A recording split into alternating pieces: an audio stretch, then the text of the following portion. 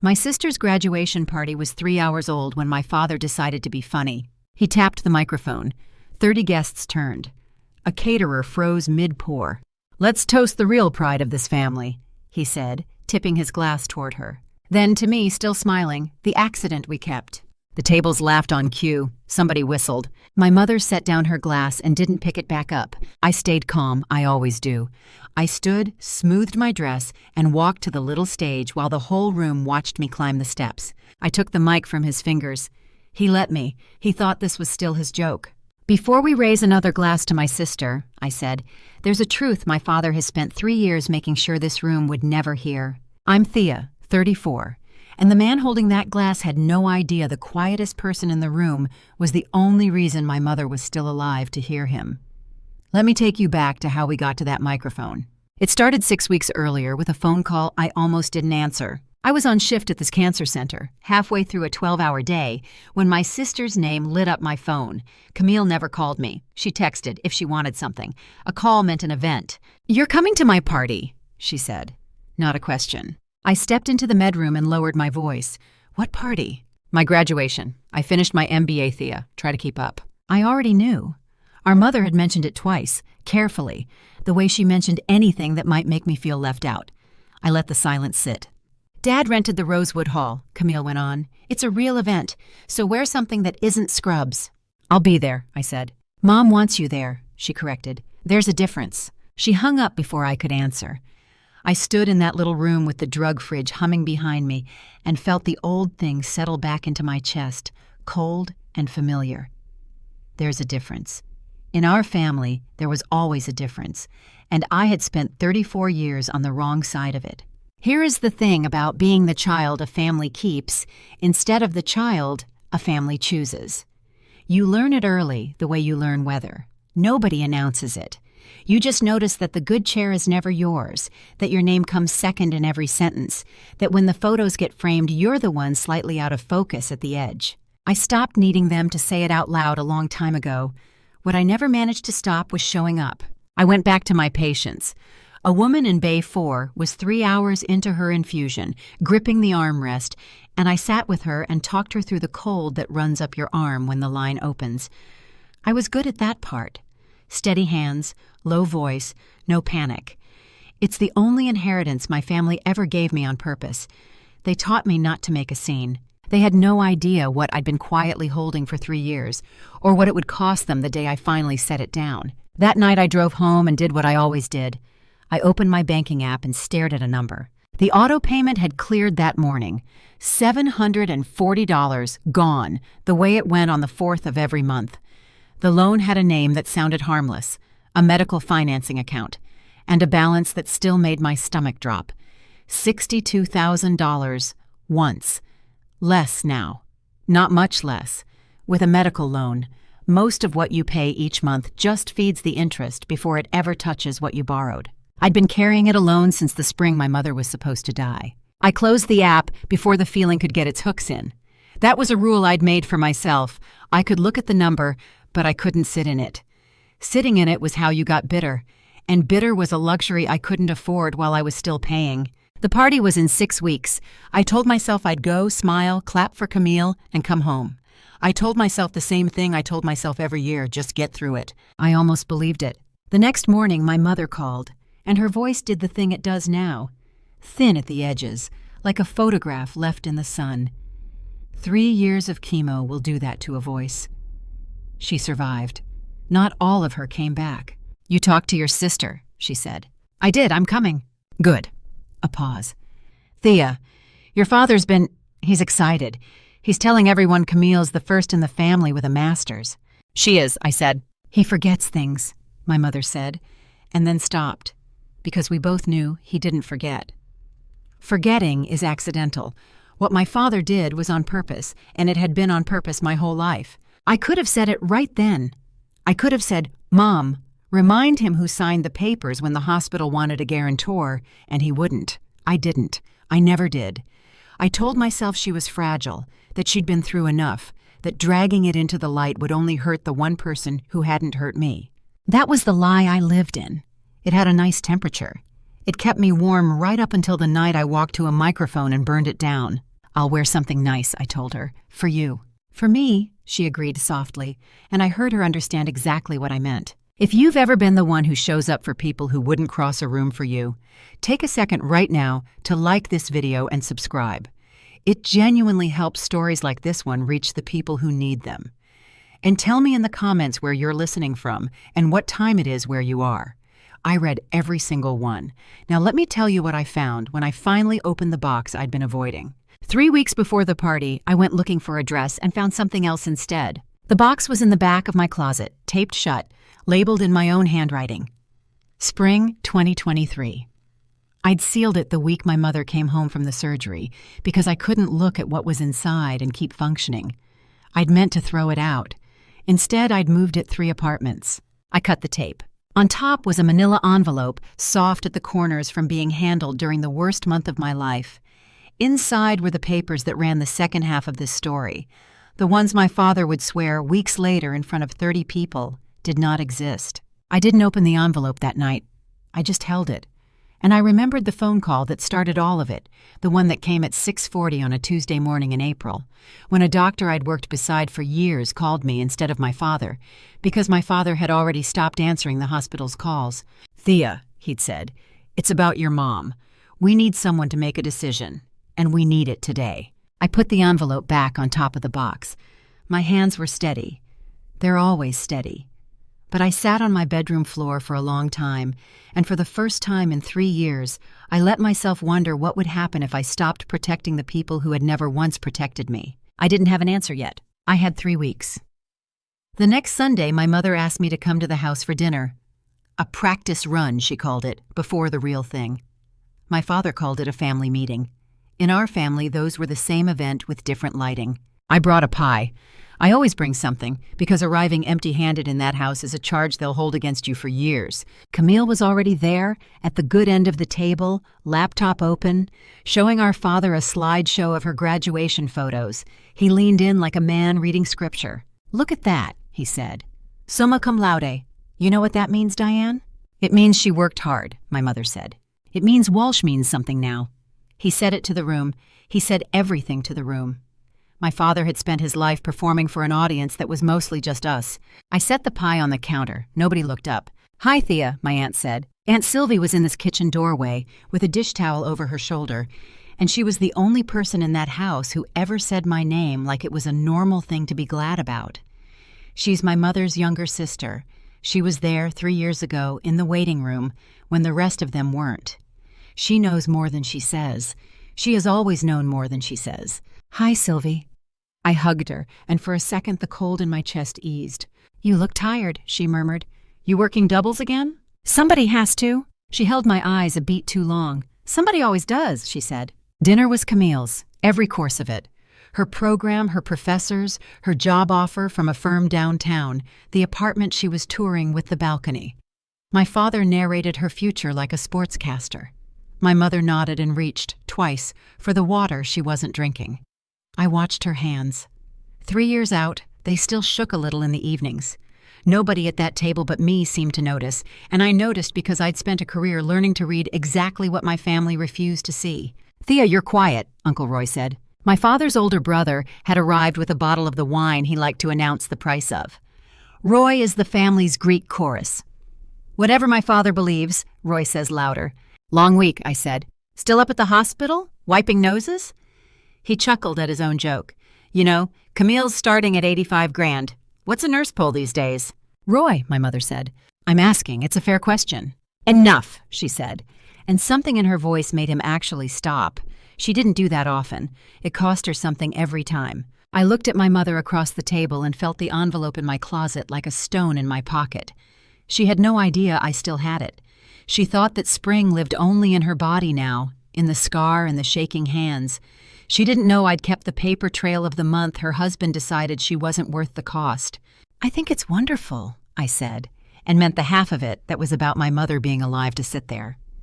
"Congratulations, Camille." My sister glanced up as if surprised I could form the word. "Thanks," she said. "You'll come early to help set up, right? Mom said you're good with that stuff." Good with that stuff. Set up, clean up, the labor of celebrating people who wouldn't celebrate me. I'd been good with that stuff my whole life, Sure, I said. Later, drying dishes beside my mother while the others watched the game, I almost told her. The kitchen was warm and the water was running, and for a moment it felt like the safest room in the world. "Mom," I said, "do you ever think about that spring?" Her hands went still in the sink. The gold cross she'd worn all through chemo caught the light at her collar. She never took it off now, said it reminded her she got to keep her neck to hang it on. She didn't look at me. "Every day," she said quietly. "Do you ever wonder how the surgery got paid for?" The plate in her hands trembled just slightly. She set it down with great care. "Your father handled it," she said. It came out flat, rehearsed, a sentence she'd been handed and told to hold. "He took care of everything, that's what he says." I looked at her profile, and I understood, standing there with a dish towel in my hands, that she knew. Not everything, but enough. She'd been told a story to keep, the same way I'd been kept, and she was holding it because the alternative was a war she didn't have the strength to fight. "Right," I said, "of course he did." I dried the plate she'd set down. I let it go. I told myself I let it go for her. The truth is uglier. I let it go because saying it out loud would have made it real, and if it was real, then I would have to do something, and doing something meant becoming the daughter who finally made a scene. And that was the one thing they'd raised me never, ever to be. I drove home that night with the radio off. At a red light, I opened my phone and looked at the family group chat, the one I was technically in and functionally invisible in. 41 unread messages, all Camille's photos, all my father's replies. That's my girl. Proud isn't the word. The Walsh name, finally earned. I scrolled up out of habit, the way you press on a bruise. And that's when I saw it. Not new, 3 years old, a message I'd screenshotted back then and forgotten I'd saved, buried in my camera roll under 1,000 pictures of other people's celebrations. It was a text from my father, not to me.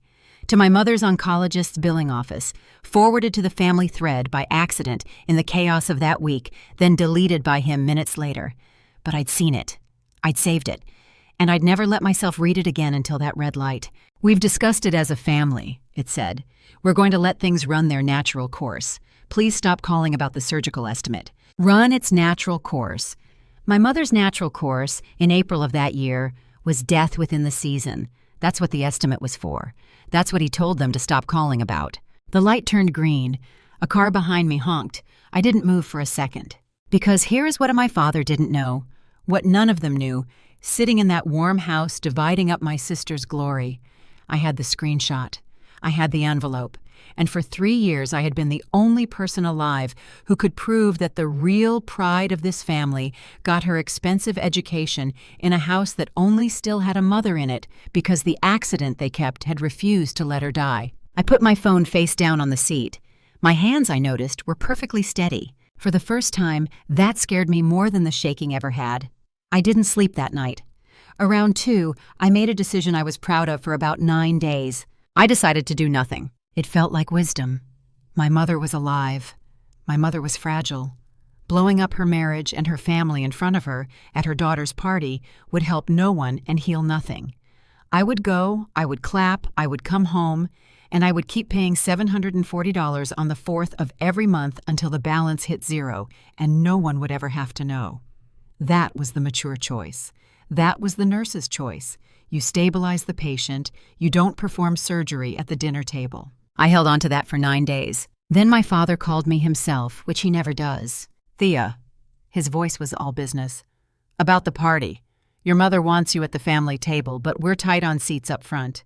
I'm putting you with Sylvie's crowd near the back. You understand. It photographs better with the immediate family together." I stood in my kitchen and let that land. The immediate family, my mother, my father, my sister, and me apparently in a different category, near the back with the aunt, where the camera wouldn't have to work so hard. "I'm your daughter," I said quietly, just to hear how it sounded. "You're being sensitive," he said. "It's one night. Don't make it a thing. Don't make it a thing." I had heard that sentence more times than I'd heard "I love you," and I'd stopped, years ago, expecting the second one. But something was different now. I could feel the screenshot on my phone like a coal. "Fine," I said. "The back is fine." "Good girl," he hung up. I stood there a while. Then I walked to my closet, and I took down the box marked Spring 2023, and I did the thing I'd sealed it up 3 years ago to avoid. I opened the envelope. Short version of what was inside, because the long version still costs me something to hold. There was the hospital's financial responsibility form, the one they hand you when insurance walks away. My name on the guarantor line, in my handwriting, dated that April. There was the loan agreement, $62,000, my signature, my income, my risk. There was the letter from the insurer denying the surgical procedure as not medically necessary at this time, a sentence I have never forgiven a human being for typing.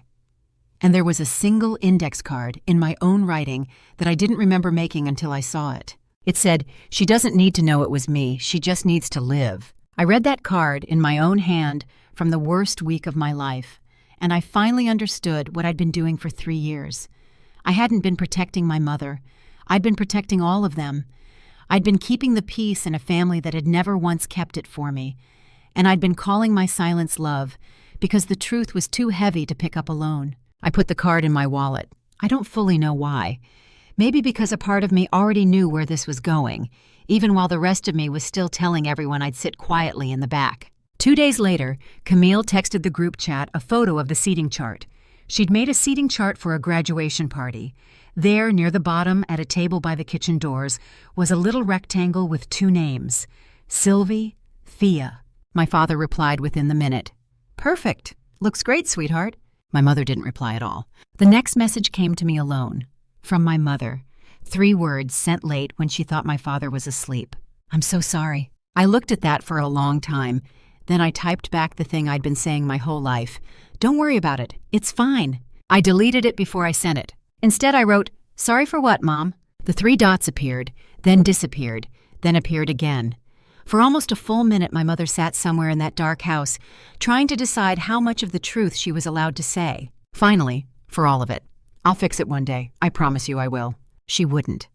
Not because she didn't mean it. She meant it with everything the cancer had left her.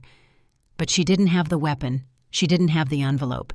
She'd been given a story to keep, and keeping it was the only power they'd left her. And I could not ask a woman who just fought her way back from dying to also fight her way out of the only role her marriage still allowed her. If I wanted it fixed, I was going to have to be the one to fix it. I just didn't know it yet. Not really. I still had 3 weeks of telling myself I was a woman who kept the peace. And 3 weeks is a long time to be wrong about who you are. 2 days after the seating chart, my mother had a follow-up scan. She asked me to take her. She always asks me, and my father always has something more important, and neither of them ever names the pattern out loud. I picked her up at 9. She was waiting on the porch in her good coat, though it was warm, because chemo took her thermostat and never returned it. The gold cross sat at her throat. She got in slowly, the way she does now, and I reached over and did her seatbelt for her without being asked, the way I've done it for 100 patients. "Your father's golfing," she said as if I'd asked. I didn't ask. "I know." She looked out the window. "I just didn't want you to think he forgot." He hadn't forgotten. That's the thing my mother could never say and I could never stop knowing.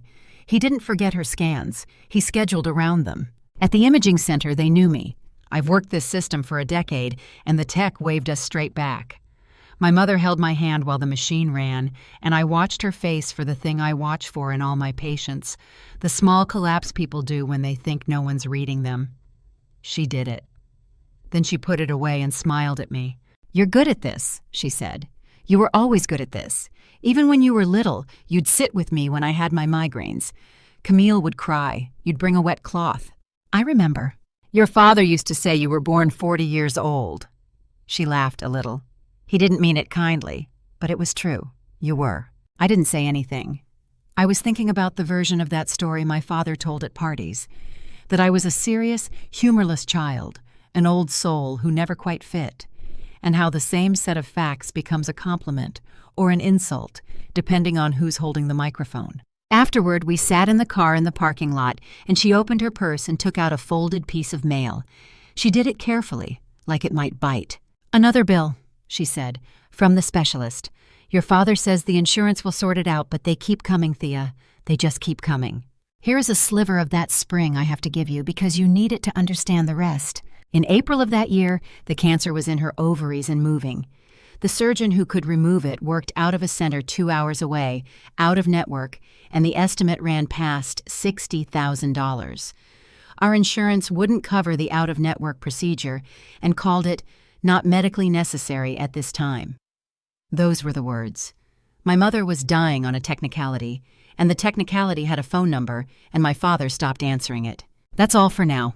I'll give you the rest when you can stand it. In the parking lot, I took the new bill from her hand. $410, a lab fee, the kind of thing that falls through every crack in the system. I'll handle it, I said before I could stop myself. No. She closed her hand over mine. No, sweetheart. I didn't show you so you'd... I just wanted one person to know they keep coming, that's all, just one person. I looked at my mother, who had survived a thing that should have killed her, and who was still, 3 years later, carrying the mail into the car so my father wouldn't see it and get that look. And I understood that she and I were doing the exact same thing, carrying it quietly, protecting the man who'd decided neither of us was worth the cost. Okay, I said, one person knows. I paid the $410 from my phone that night. I didn't tell her. I never told her. The next afternoon, Camille called. A real call, the second in a month, which meant she wanted something bigger than usual. So the party's shaping up, she said. Dad went a little crazy on the hall. It's gorgeous, but the flowers came in over budget and he's stressed about it. I told him you'd want to help. I stood in my kitchen. You told him I'd want to help pay for your graduation party. Don't make it weird. You don't have kids, you don't have a mortgage. It's like $600. Everyone chips in for family stuff. Everyone chips in for family stuff. I almost laughed. I thought about the $62,000. I thought about the $740 on the 4th of every month. I thought about the $410 I'd paid the night before, and the family stuff I'd been chipping in for 3 silent years while my sister toured apartments with balconies. Sure, I said. Send me the florist's info. You're the best, see? This is why Mom says you're the reliable one. A pause. Dad's doing a whole speech, by the way. It's going to be so sweet. You should hear how he talks about me when you're not around. I bet I should, I thought. I sent Camille $600 for flowers I would stand behind at a table by the kitchen at a party where I was the joke. And somewhere in the sending of it, something in me that had held for 34 years made a very small, very quiet sound, like a hairline crack in a plate you keep using anyway. I told myself I didn't hear it. I worked a long shift the next day, and the hospital did what the hospital always does when my own life gets loud. It handed me someone else's. His name was Mr. Alderman, 81, end stage, in the corner bay with the good window. He'd been my patient for 3 weeks. He had 2 daughters. I want to tell you about them, because I didn't understand until that afternoon that I'd been treating my own family for years without noticing. The younger one, Paige, came every day. She learned his medication schedule. She brought the lotion for his hands and the specific pudding he'd still eat. She slept in the vinyl chair. She asked me the real questions. How long? What will it look like? Will he hurt? In a low voice in the hall so he wouldn't hear. The older one, Denise, came twice. Both times she arrived late, stayed 20 minutes, took a photo holding his hand, and left before the hard part. And both times, Mr. Alderman lit up like a Christmas tree and told the whole floor his daughter had come. That's my Denise, he told me the second time, beaming, while Paige quietly changed his water pitcher behind him. Successful girl, big career, busy, busy. She flew in special. Denise had driven 40 minutes. Paige caught my eye over his bed. She smiled at me, a tired, private smile, the smile of a person who has decided not to correct the record because correcting it would only hurt the one they love. I knew that smile from the inside. I'd been wearing it my whole life. Later, when Denise had gone and Paige had stepped out to call her kids, I was checking his line and Mr. Alderman was drifting, and he caught my wrist with more strength than he had any business having. "You tell the quiet one," he said, eyes half closed, not quite sure who he was talking to. "You tell her I knew. I always knew which one really stayed." His grip loosened. "I just never said it out loud. A man runs out of out louds. You tell her." Then he slept. I stood there with his chart in my hands and my own pulse loud in my ears. A man runs out of out louds. He didn't know he was talking to a version of Paige. He didn't know he was talking to the accident. He was just an old man at the end, finally sorry he'd spent a lifetime making the wrong daughter feel like the miracle and the right one feel like the staff. I found Paige by the elevators. I'm not supposed to editorialize with families. I did it anyway. He knows, I told her, what you do. He knows it's you. Even when he says it's her, some part of him knows. She looked at me for a second, and her eyes filled, and she said, "Does that matter, though? If he never says it? If he dies still telling everyone it was her?" She wiped her face fast, embarrassed. "Sorry, you've got other patients." I didn't have an answer for her, but her question followed me out to the parking garage and sat in my car with me the whole drive home. Does it matter if they never say it out loud? If you spend your life being the one who stayed, and the story still gets told with your name in the background, blurry at the edge, does the truth matter if no one ever hears it? For 3 years, I'd answered that question with my silence. No, it doesn't matter. Let them have their story. Keep the peace. But Mr. Alderman had run out of out louds, and it had clearly cost him something to carry all of them to the very end, and he'd used one of his last clear minutes to beg a stranger to say the thing he never had. That night, the charge nurse, Renata, found me sitting in the break room not drinking a coffee I'd made 20 minutes earlier. "You've been somewhere else all shift," she said. "She's worked oncology longer than I have. She misses nothing." "That your family thing? The party?" "It's fine. You say that like a patient who rates their pain a 2 while their monitor's screaming." She sat down across from me. "You don't have to tell me, but I've watched you hold it together for other people's families for 10 years, Thea. You're the calmest person on this floor." She paused. "I've always wondered who's calm for you." I didn't cry. I want that on the record.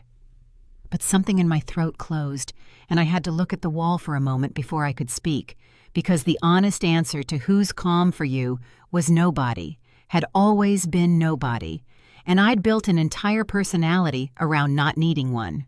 "There's a thing I could say to my family," I told her finally, "at the party, a true thing, and I've spent 3 years not saying it because I thought that made me kind." Renata nodded slowly. "And now?" "Now I've got a patient in Bay 6 begging me to say the out loud he never got to." I turned my cup in my hands, and I can't stop thinking that I'm going to end up exactly like him, 90 years old, still keeping the peace, still watching them thank the wrong person. Renata was quiet for a while. Then she said the thing I carried into that party 3 days later like a second envelope. "Keeping the peace isn't the same as being kind, honey," she said. "Sometimes it's just the version of quiet that's easiest for everyone but you." I went home. I looked at the box marked Spring 2023. I didn't open it that night, but I stopped, for the first time, telling myself I never would. There's a version of this story where my sister is just oblivious, and I want to be fair, so let me tell you about the coffee. Camille asked me to meet her the week before the party, at a place near her new office, to go over logistics. She was already there when I arrived. Laptop open, a spreadsheet of seating and vendors, in the kind of expensive coat you buy when a firm starts you at $85,000. She didn't stand up to hug me. She slid me a coffee she'd guessed at and gotten wrong. "So," she said, "I need you to manage the caterer and the setup. You're good at the invisible stuff. It genuinely calms me down knowing you've got it." The invisible stuff. She said it like a compliment. In our family, it always came dressed as one. "Sure," I said. "I don't know how you do it, honestly," she went on, scrolling. "Like, you're so content. You've got this quiet little life, your shifts, your apartment. No drama. I'd lose my mind. But it suits you. You were always the one who didn't need much." I looked at my sister and understood something I'd never quite let myself see. Camille wasn't cruel because she hadn't thought about me. She was cruel because she had, and she'd landed on a story that let her keep everything. I didn't need much. I was content in the background. I'd chosen the quiet little life. If that story was true, then nobody had taken anything from me. Then the balcony apartment and the summa cum laude and the seat at the front were just the natural distribution of a family where one daughter wanted the shine and the other genuinely preferred the shade. It's a very comfortable story. It cost the person telling it nothing, and my sister had been telling it to herself for so long she'd forgotten it was a choice. "Can I ask you something?" I said. "Do you know how Mom's surgery got paid for?" Her scrolling slowed. Just for a second. Something crossed her face, not confusion. The opposite of confusion. The specific stillness of a person deciding in real time not to know a thing. "Dad handled it," she said. "Insurance, or he took care of it. Why?" "Mom said something to you once, didn't she?" I kept my voice easy. "About me helping." Camille closed the laptop halfway. She was on a lot of medication back then, Thea. She said all kinds of things. She met my eyes, and there it was, the family talent, passed down clean, the ability to look straight at the truth and file it under things we don't discuss. Whatever you did or didn't do, it's not really, this is Mom and Dad's marriage, it's their money, it's not our business, and it's definitely not a party conversation. She reopened the laptop. So, the caterer, can you be there by 4? She'd been handed a loose thread 3 years ago. Mom, foggy on painkillers, letting something slip. And instead of pulling it, my sister had cut it off and thrown it away, because a pulled thread might unravel the coat she was wearing. That's not obliviousness. Obliviousness is innocent. What Camille had was a decision, made and remade every day, to protect a story that made her the miracle and me the help. I can be there by 4, I said. You're the best. She smiled, relieved, the conversation safely closed. Seriously, what would this family do without you? I almost laughed. It was the truest thing anyone in my family had said to me in years, and she had no idea she'd said it. I drove home and thought about the two of them. My father, who called me an accident to a crowd, and my sister, who called me content to my face. One built the story and one maintained it, and both of them needed me exactly where I was, quiet, useful, and grateful for the shade. I'd spent 34 years being the load-bearing wall they hung their happy family on, and neither of them had ever once thanked the wall, because you don't thank a wall. You just get nervous when it makes a sound. That week I made a sound, just a small one at first. I told the florist to bill me directly instead of Camille, and I paid the $600 without being asked twice, and I let myself notice, really notice, that I was once again quietly funding my own humiliation. It was the last time I ever would. That night my phone buzzed. My mother, late again, the hour she only texted when my father was asleep. Your dad knows you paid the florist directly. He's angry. Says you're making a point. I stared at it. I'd paid for flowers at my sister's party and somehow become the villain of it. I'm not making a point, Mom, I typed. I'm just tired of pretending. The dots came and went for a long time. Please, she wrote finally, please just get through Saturday for me, then we'll talk. I promise. We'll talk. She'd been promising to talk for 3 years. I looked at the box in my closet, taped shut, spring 2023 in my own handwriting, and I understood that Saturday and the talk were the same event now, whether she knew it yet or not. Okay, Mom, I wrote, I'll get through Saturday. It wasn't a lie. I just didn't tell her how. A week before the party, my father asked me to come by the house, alone. That almost never happened, so I went. He was in his study, the room he called his office, though he'd been retired for years, surrounded by the trophies of a life he'd narrated better than he'd lived. He didn't offer me a chair. I'll get to it, he said. The parties cost more than I planned. Your mother's medical situation is ongoing. You know how it is. He said it like the weather, like her survival was a nuisance line item. I'm a little short this quarter. I was thinking you could help your old man out. 10,000. Call it a loan. I stood in the doorway of his office and looked at the man who had 3 years ago told a hospital to stop calling about the surgery that would keep this same woman alive, who was now apparently short this quarter because of her ongoing medical situation, who wanted $10,000 from the daughter he sat at the kitchen table. You want to borrow money from me, I said. I want you to contribute. There's a difference. Second time in a month I'd heard that phrase. It runs in the family. Camille's just starting out, she can't. And you don't spend on anything. You've got no life to speak of, no offense. It just sits there. Might as well do some good. No life to speak of. It just sits there. He had no idea what it sat there for. He had no idea that the reason I had no life to speak of was that I'd spent the down payment on my life keeping his wife breathing, and that the something it sat there paying for had his signature nowhere on it and mine on every line. I'll think about it, I said. Don't think too long. I need it before the party. He turned back to his desk. And Thea, this stays between us. Your mother worries about money. No need to upset her. No need to upset her. He'd built a whole life on the principle that the women in his family should be protected from the truth of what he was, and he'd trained us so well that we protected him right back. I drove home and made one decision that night, clean and easy. I was not going to give my father $10,000. The other decision, the big one, the one about his secret, I did not make. I circled it. I picked it up and put it down the way I'd picked up and put down that envelope for 3 years. Because making it meant becoming someone my family had spent my whole life teaching me not to be. I want to give you the next sliver of that spring now, because you've earned it, and because I need you to see the shape of the man before you watch him at that microphone. The morning the surgeon's office called me, because they'd given up on my father, a resident I'd worked beside for years said the words plainly. If she doesn't have the procedure in the next 10 days, we're out of options. There's a family decision to make. And I said, there's no decision. Book it.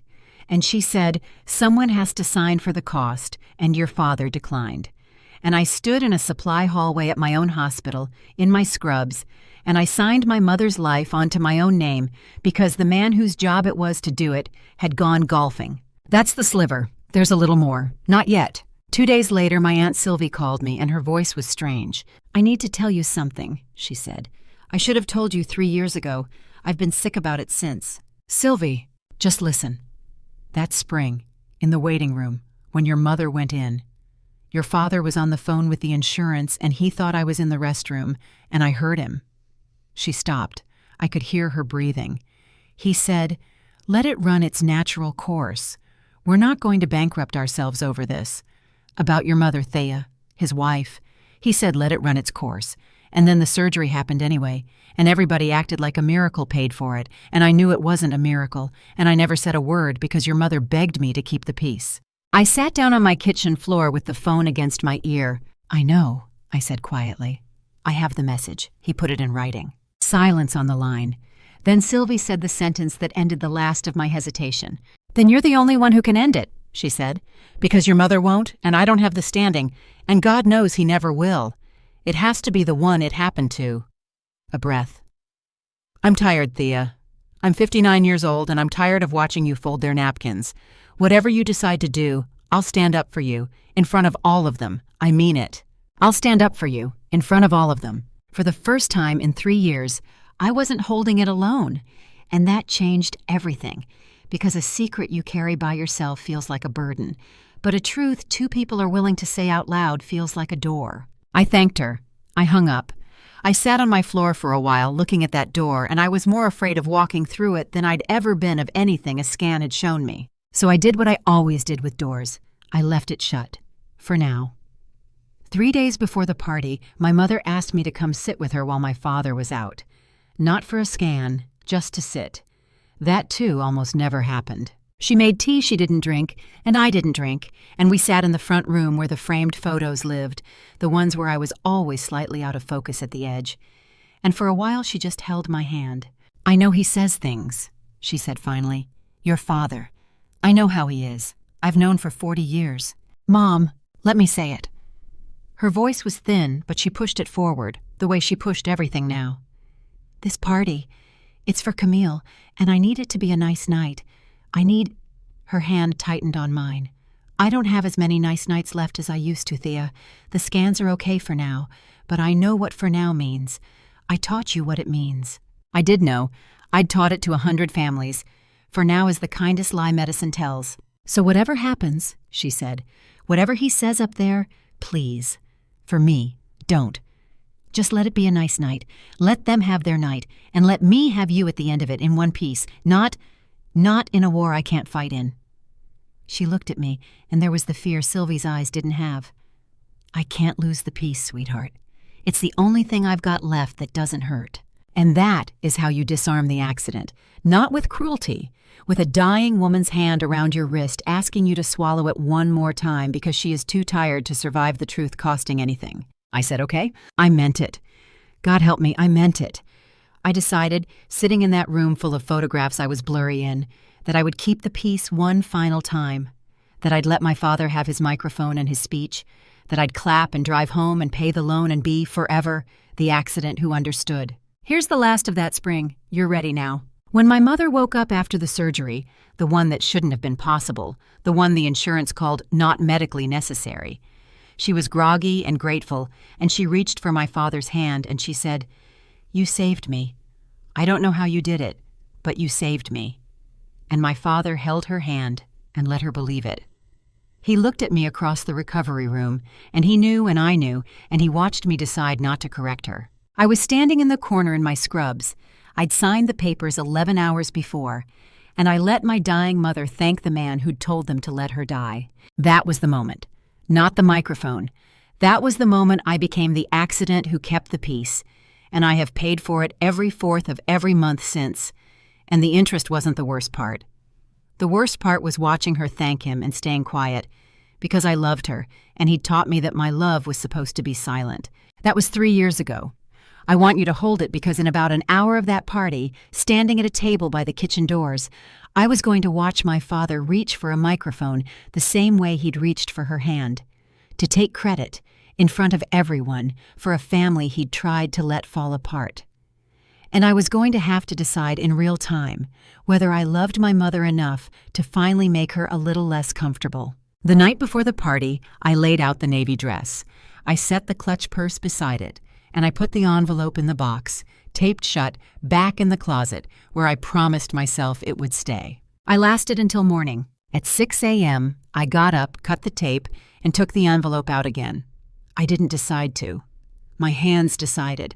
They'd been deciding for 3 years, quietly, steadily, while the rest of me kept the peace. I put it in the purse, just in case, I told myself. Just in case of what? I didn't let myself ask. I want you to do something for me here. Before I tell you what I decided, take a second and predict it. If your family had put you at the kitchen table at the party you kept alive, would you sit down quietly or would you stand up? Tell me in the comments what you'd have done. I promise you, most people get their own answer wrong until they're actually in the room. Because here's what I told myself I'd decided. Nothing. I told Sylvie I'd sit in the back and smile. I told my mother it was fine. I told myself, all the way up to the morning of the party, that I was going to keep the peace one more time. I even meant it. The morning of the party, I arrived 2 hours early, in a navy dress that wasn't scrubs, carrying folding chairs from the car like the good girl I'd been raised to be. The Rosewood Hall was nicer than anything our family had ever rented. String lights, a little raised stage at one end, a microphone on a stand that my father had already found and was already testing, tapping it, saying check, check, into an empty room like a man who'd been waiting his whole life for a stage. "Thea," he said, not turning around. "Good. The linens need doing. And keep an eye on the caterer. They overcharge if you let them. Not hello, not thank you for coming early. The linens need doing." I did the linens. I set 30 places for a celebration I wasn't allowed to be celebrated at. I folded 30 napkins, and on the last table, the one by the kitchen doors with my name on it, I set down my clutch purse with the envelope still zipped inside it, where I could see it all night. By accident, I told myself. I have never in my life done anything by accident. That was my father's word for me, not my own. The guests came at 6. I knew most of them and belonged to none of them. There were my father's old work friends, men who called him a good provider without ever once checking whether it was true. There were Camille's classmates, bright and loud and 26. There were cousins I saw at funerals. And there was Roy, first at the bar, already telling the story of Camille's job offer as though he'd negotiated it himself. I stood by the kitchen doors with Sylvie and a glass of wine I didn't drink. "You okay?" she asked. "I'm always okay." That's not what I asked. I looked at her. Sylvie has my mother's eyes without the fear in them. "I'm at the kitchen table, Sylvie, at a party. It's fine." "It's not fine," she said. "It's never been fine. I've been watching them do this to you since you were 6 years old, and every year I tell myself I'll say something, and every year I sit here and let it happen because your mother asks me to keep the peace." She took a breath. "I'm getting too old to keep the peace, Thea. I don't know how much longer I can watch you carry this family and let them treat you like the help." I almost told her then. The envelope was 8 feet away in my clutch. The words were right there. Then Camille swept past in a white dress, trailing perfume, and said, "Thea, can you check if the cake made it? You're closest to the kitchen." And the moment closed like a door. I checked on the cake. Of course I did. The cake said, "Congratulations," Camille in gold script, and it was beautiful. And I stood alone in a catering kitchen, looking at my sister's name in frosting, and felt the specific loneliness of a person who has spent her life making other people's celebrations run smoothly. The caterer, a young woman with tired eyes, glanced at me. "Your sister?" she asked. "Yeah. Big day for the family." "Big day," I agreed. She hesitated. Your dad told me to seat the vendors and you at the same table. I told him that wasn't right. He said you'd understand. She looked embarrassed for me. A stranger, embarrassed on my behalf, in a kitchen, holding a cake knife. For what it's worth, I don't think you understand it. I think you just let it go. I didn't answer her, but I remembered her face later, when it mattered, because she was the first person in that building to say the true thing out loud, and she wasn't even family. The dinner was served. I ate at the kitchen table with Sylvie and 2 vendors and a cousin's bored teenager. From there, I watched the head table like a stage play, my father holding court, my sister glowing, my mother small between them in a cardigan despite the June warmth, because chemo takes your ability to stay warm and never fully gives it back. Halfway through the entrees, I saw my mother's color change. Nobody else caught it. My father was mid-story, my sister was laughing at something on her phone, and my mother had gone the particular gray I've watched cross 1,000 faces, the drop that comes when the body runs out of something. I was up before I decided to be. I crossed the room, knelt by her chair, and put 2 fingers on her wrist without a word. I'm fine, she murmured. It's nothing. Your pulse says otherwise. When did you eat last? This morning. I didn't want to feel sick in the photos. I got her a roll and a glass of juice from the bar and made her eat half of it while I crouched beside her in my navy dress, and my father talked over both of us the entire time, never pausing, never asking why his wife had gone the color of ash at her daughter's party. Camille glanced down once. Is Mom okay? She asked, already looking back at her phone. She's okay, I said. I've got her. I've got her. The 3 words I'd built a whole life out of, said quietly, at the foot of a table I wasn't allowed to sit at. When her color came back, my mother squeezed my hand under the tablecloth, hard, and didn't let go for a moment. It was the only thank you I'd get all night from that table. I took it. I'd learned to live on very little. Then I went back to the kitchen doors, and twice more my mother turned and found me across the room. Twice she tried to smile. The second time, her hand drifted to the gold cross at her throat and stayed there, and I understood she was doing the same thing I was, counting the minutes until this was over. The speeches started before dinner was cleared, and they were a lesson in how a family decides who's real. One of Camille's classmates went first, a bright girl who called her the hardest worker in our cohort, and made everyone laugh with a story about an all-nighter. Then Camille took the microphone from the stand, and the room hushed the way it never hushed for me, and she thanked her professors and her firm and the 2 people who made all of this possible. My mom and my dad, she said, lifting her glass to the head table. You believed in me before I believed in myself. Applause!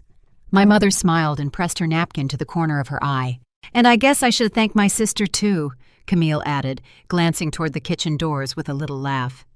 Thea, who's always around, somewhere, keeping the napkins folded. The room chuckled. It was fond. That's what I keep telling you, and I need you to believe me, because the fondness was the knife. Nobody in that hall thought they were being cruel. They thought Thea Who's Always Around was a warm little family joke, and they laughed at it the way you laugh at a thing everyone agrees on. I lifted my water glass an inch. Congratulations, I said to no one who was listening. Sylvie's jaw was tight.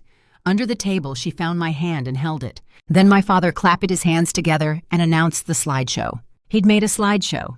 Of course he had. The lights dimmed and a screen came down at the back of the little stage, and there was Camille. Camille as a baby, Camille in a cap and gown at every level of schooling, Camille at the beach, Camille blowing out candles. Photo after photo of the daughter they planned, scored to a song about how fast the years go. I was in 3 of them, I counted. In one, I was a blur at the edge of a birthday, reaching for a plate. In one, I was a shape in the background of a Christmas, half out of frame.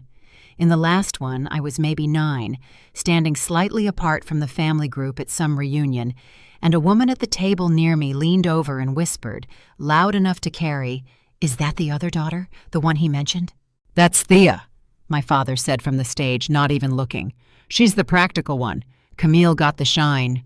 He said it like a weather report and moved to the next slide, and the next slide was Camille again. I sat in the dark and watched a 30-year montage of a family I had apparently attended rather than belonged to. My hands, for once, were not steady. I put them flat on my thighs and pressed until they were. This is a break in the story I don't usually let myself take. But you should know, that was the closest I came, all night, to simply leaving. Not to the microphone, to the parking lot, to getting in my car and driving home and letting them have the whole thing, the montage and the microphone and the lie, forever. I had my keys in my purse next to the envelope. For about 10 seconds, in the dark, I chose the keys. Then the lights came up, and I made the mistake of stepping out to the hallway for air, and I heard my father's voice around the corner, low, talking to Roy. "No, she's fine. She's no trouble," he was saying. "Thea's the easy one. You know why? She knows what she is, never fought it. Some kids you plan and some you make peace with." A pause, ice in a glass. "Best thing that girl ever did was stay quiet and useful. If she'd had half your sister's ambition, she'd have been unbearable." Roy laughed. "To the quiet ones." "To the quiet ones," my father agreed. I stood in that hallway with my back against the wall. Best thing that girl ever did was stay quiet and useful. 34 years, and there it was, the whole philosophy of me, said plainly by the man who'd built it, to a brother who found it funny, 6 feet from where I stood holding a purse with the proof of exactly how quiet and useful I'd been. I want to tell you I felt rage. I didn't. Not yet.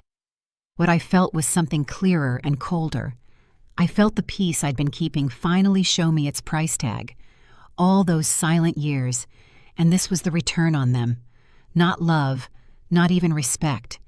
Just a man's satisfaction that his accident had learned to know her place. I breathed. Steady hands, steady voice, the nurse's inheritance. And then I went back inside because I still, even then, God help me, I still thought I could get through the night. I almost did. Then a family friend, a man named Doyle who golfed with my father, stood up unprompted and tapped his glass, red-faced and warm with wine. "I want to say something about this family," he said, and my stomach dropped because I knew where warm men go when they stand up at parties. 3 years ago, we almost lost Diane. We all remember it.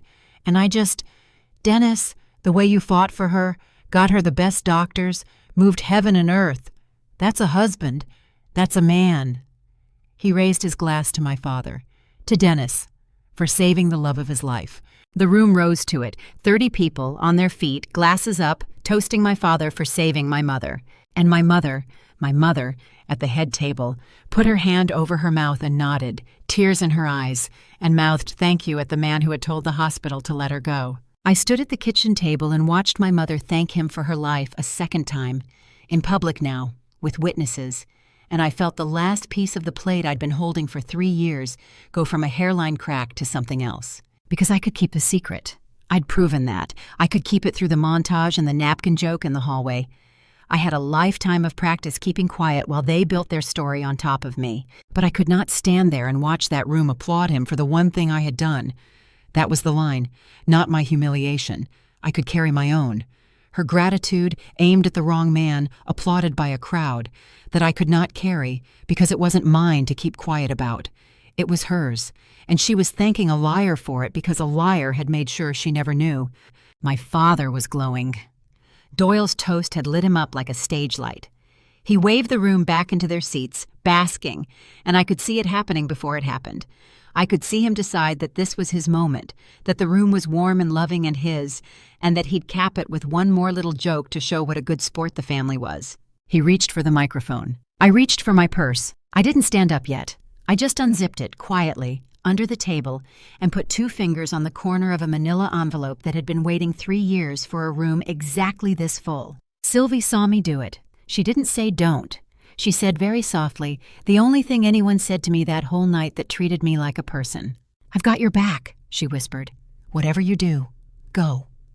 Then my father stood and picked up a fork and rang it against his glass, and the room turned to him the way rooms always did.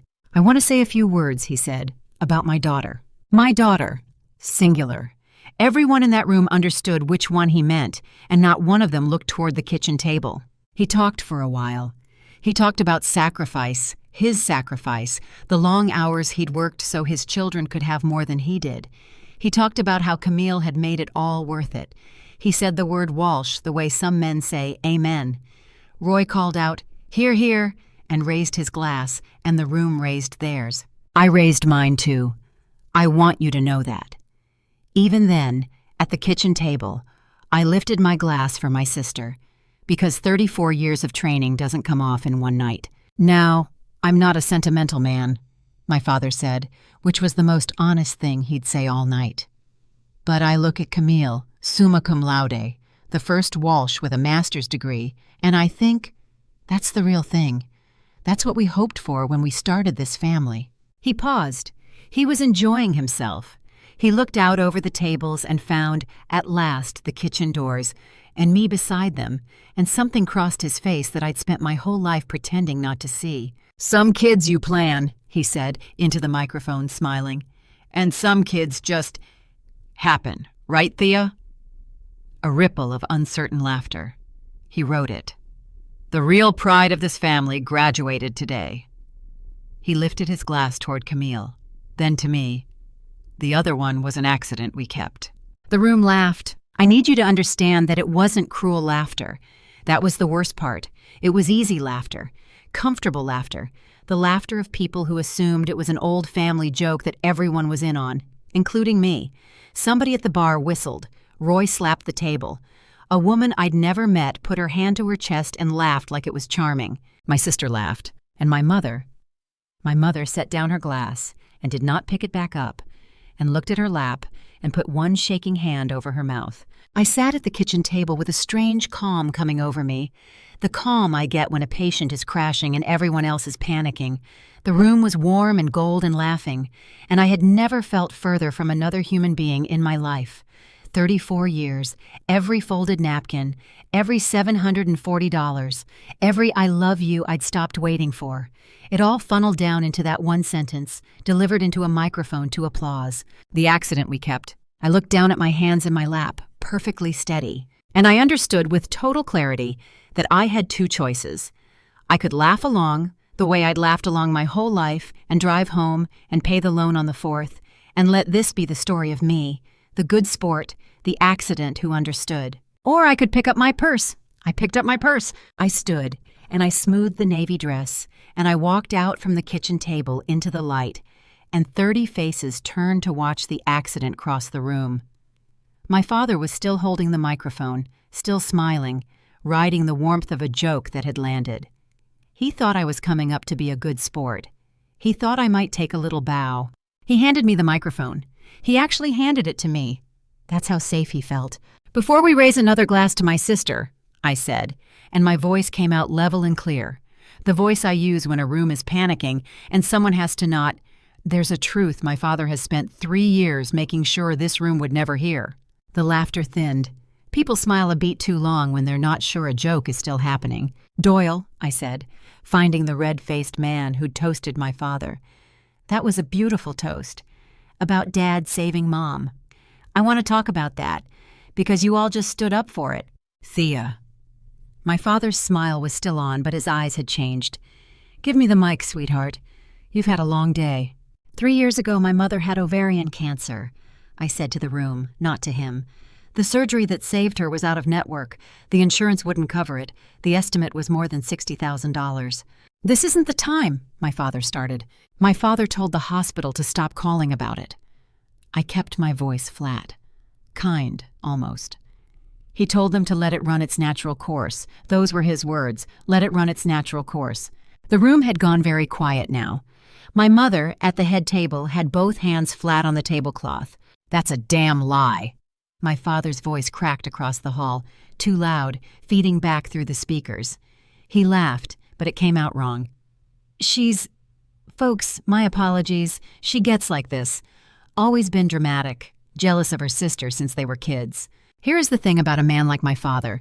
He had one move, and it had always worked, and it was to raise his voice and name me the problem.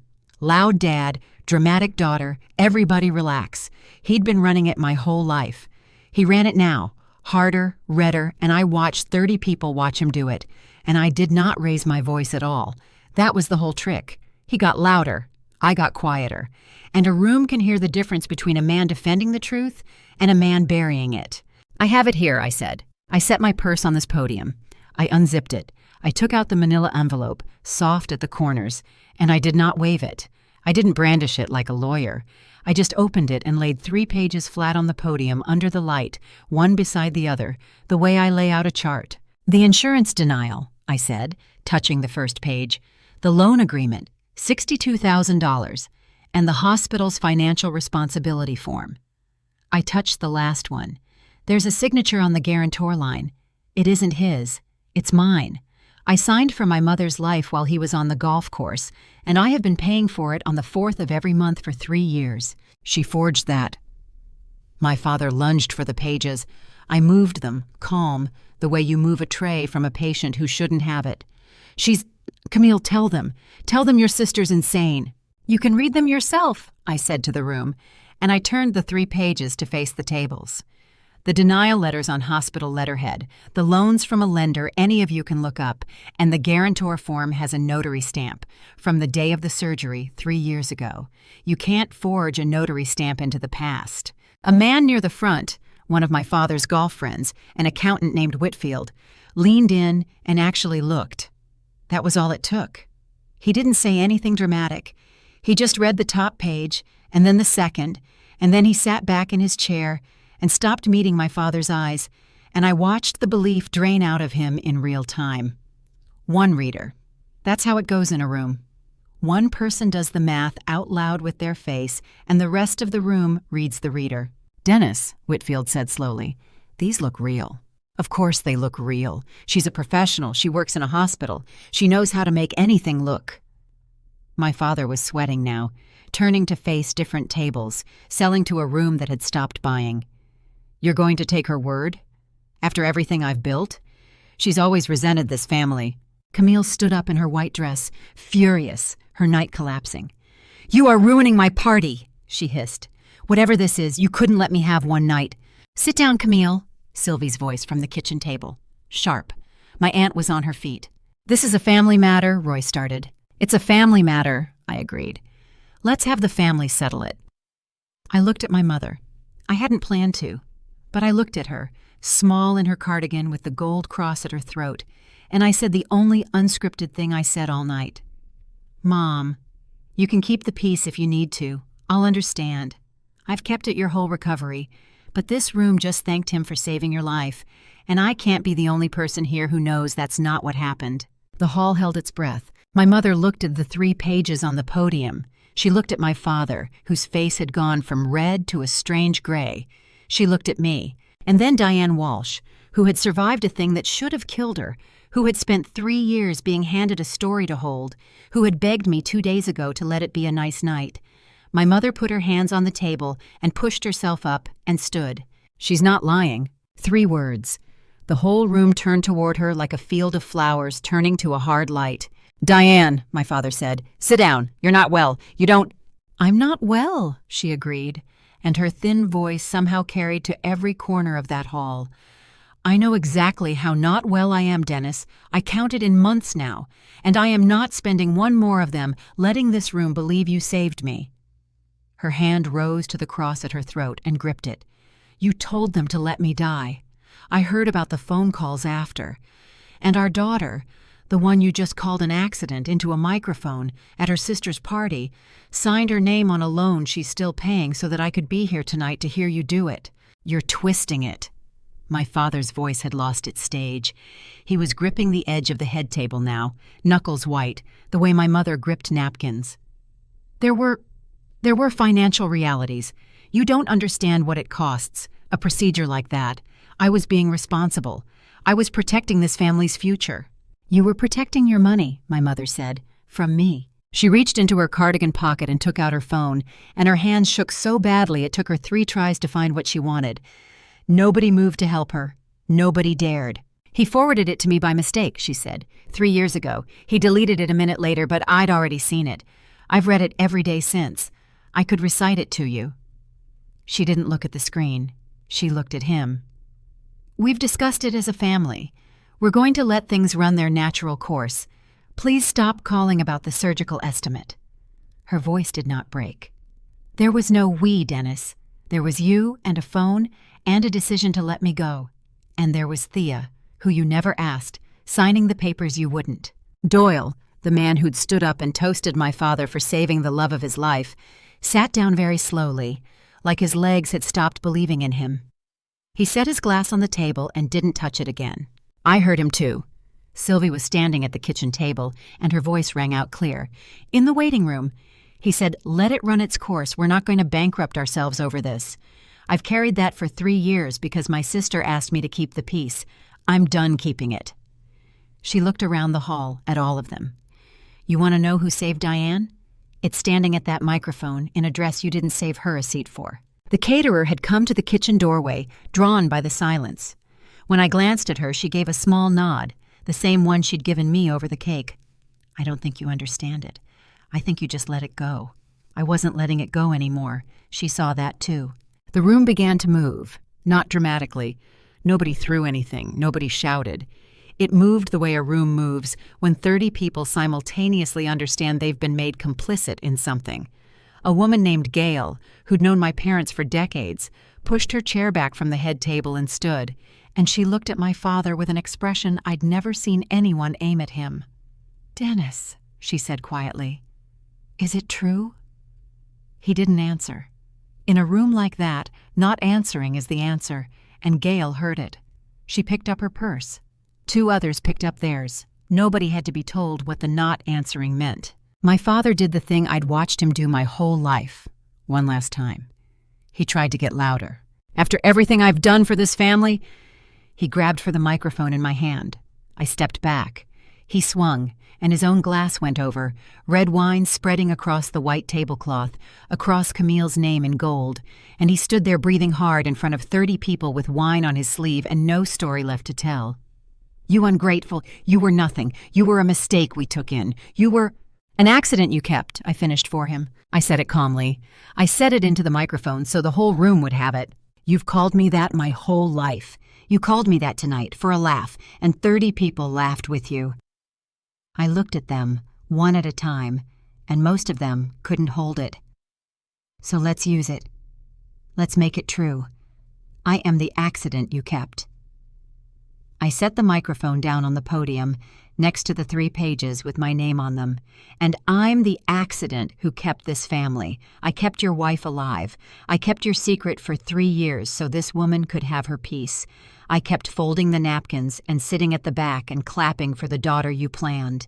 Camille was crying now, but not the way she thought she would be at her party. My mother had come around the head table one slow step at a time toward me. "I'm done keeping things," I said. "That's the whole announcement. Congratulations, Camille. It's a beautiful haul." My sister came around the table toward me, and for 1 second I thought she might say the thing. The out loud, the real one. Her makeup was gone. Her white dress had a splash of our father's wine on the hem. "Why would you do this?" she whispered, close now, just for me. "Tonight. Why tonight?" "You asked me a question once," I said, "at coffee, how Mom's surgery got paid for. You already knew the answer, Camille. You just decided not to." She flinched, because that was the true part, and true parts land differently when a room is watching. I was young. I didn't understand what—" "You were 24. I was the same person then that I am now, the reliable one, the one who's always around." I wasn't angry. I was so far past angry it felt like clarity. "You didn't not understand. You decided it was Mom and Dad's business because if it was mine, you'd have to move over. And you liked where you were sitting." For a moment, my sister looked like she might argue. Then she looked at the wine spreading across her name in gold on the cake, and at our father breathing hard with nothing left to say, and at our mother holding my arm, and something in her face broke open that I'd never seen there before. Not guilt, exactly, the first draft of it. "I didn't know it was that much," she said very quietly. 62,000, I thought it was like co-pays." She pressed her hand to her mouth.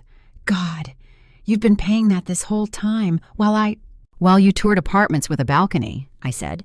"Yes?" She didn't have anything for that. There isn't anything for that.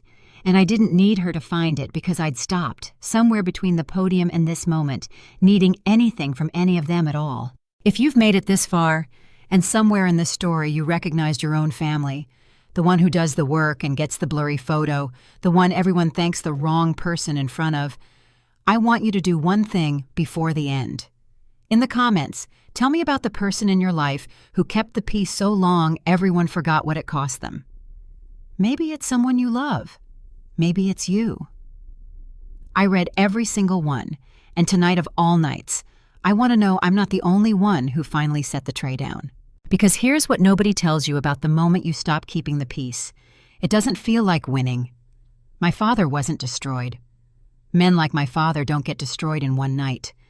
They get diminished, slowly, as the people around them do the math I'd just handed them. Doyle would never toast him again. Roy had gone silent for the first time in his life. The room wasn't cheering. It was just quiet and ashamed.